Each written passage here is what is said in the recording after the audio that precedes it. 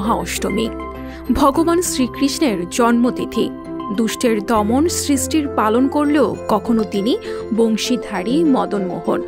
জীবনের মর্মে যিনি সেখানে মনুষ্যত্বের ধর্ম, কর্মে চেনান সত্যের প্রকাশ, আবার সৃষ্টির স্থিতি প্রলয়ে যুগ সন্ধিক্ষণ। তাই যুগ যুগ ধরে সত্য প্রেম আর সুন্দরের মধ্য দিয়ে সনাতন ধর্মীরা আবাহন করেন দাপর যুগের অবতার শঙ্খ চক্র গাদা পদ্মধারী ভগবান শ্রীকৃষ্ণকে। নানা উৎসাহ উদ্দীপনা ও ধর্মীয় ভাবগাম্ভীর্যের মধ্য দিয়ে গাইবান্ধায় ভগবান শ্রীকৃষ্ণের জন্মাষ্টমী উৎসব উদযাপিত হয়েছে।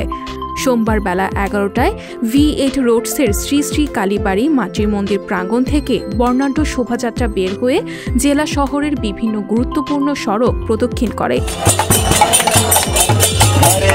এছাড়া সনাতন ধর্মাবলম্বী নারী পুরুষেরা উপবাস ব্রত পালন অবস্থায় মন্দিরে বিশেষ পূজা অর্চনা ও প্রার্থনার আয়োজন করেন। সুস্থ সুন্দরভাবে যেন বসবাস করতে পারি এবং অসুরিক শক্তি যেন বিনাশ ঘটে, এই প্রত্যাশা নিয়েই আমরা আজকে এই ভগবান শ্রীকৃষ্ণের উপবাস পালন করতে, সকলে মিলে যেন শান্তিপূর্ণভাবে এদেশে বসবাস করতে পারি।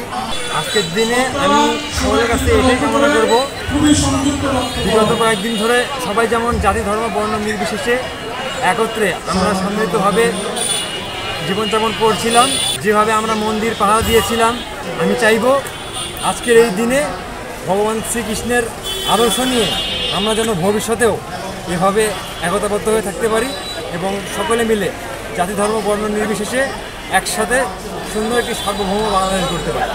আমরা আসলে কামনা করি যে এই দিনে যেহেতু ভগবান শ্রীকৃষ্ণ পৃথিবীতে আবির্ভূত হয়েছিলেন এবং পৃথিবীতে শান্তি ফিরে নিয়ে আসছিলেন, যে অবস্থা সৃষ্টি হয়েছে আমরা চাই যে বাংলাদেশে শান্তি বিরাজ করুক। আমাদের দক্ষিণ অঞ্চলের 11টি জেলা আজকে আক্রান্ত হয়েছে, সেই কারণে আমাদের ভগবান শ্রীকৃষ্ণের আমরা অনেক সংক্ষিপ্ত করেছি।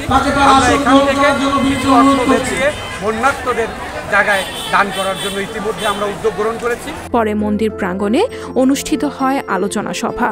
আলোচনা সভায় সভাপতিত্ব করেন বিরতি রঞ্জন সরকার। অনুষ্ঠান সঞ্চালনায় ছিলেন রঞ্জন সাহা। আমরা এখানে দ্বিতীয় শ্রেণীর নাগরিক নই, আমরা বাংলাদেশের সম অধিকার ভিত্তিতে বাংলাদেশের মানুষ হিসাবে সম অধিকার ভোগ করতে চাই। সেই জন্যই আমাদের এই কথাটি বলার জন্য আমাদেরকে এখানে আসা। আরেকটি জিনিস যে সেটি হচ্ছে আমাদের মধ্যে দুর্বলতা আনা যাবে না। আমরা সম্প্রীতির বাংলাদেশ চাই, শান্তিপ্রিয় বাংলাদেশ চাই, সেখানে সকলের সাথে আমরা সম অবস্থান করে আমাদের ধর্মীয় রীতিনীতিগুলো অনুসরণ করতে চাই। সেই জন্য সকলে ঐক্য থাকবেন। আজ থেকে 5250 বছর পূর্বে এই ধর্মকে রক্ষা করার জন্য, জাতিকে রক্ষা করার জন্য, মানুষকে শান্তি প্রদান করার জন্য, আনন্দ প্রদান করার জন্য তিনি বৃন্দাবন মথুরায় কংসের কারাগারে দৈবকী ও বাসুদেবের গর্ভে আবির্ভূত হয়ে তিনি বৃন্দাবন সহ বিভিন্ন জায়গায় লীলা করেন। কংস সহ আরও অনেক অসুরকে বধ করেন, পুতনা রাক্ষসীকে বধ করেন। এরকম বধ করে তিনি বৃন্দাবনে রাধারানী সহ অষ্টসখী সহ সমস্ত গোপীদের সাথে লীলা করে আনন্দ দান করেন। এটাই হচ্ছে আজকের দিনের প্রকৃত উদ্দেশ্য।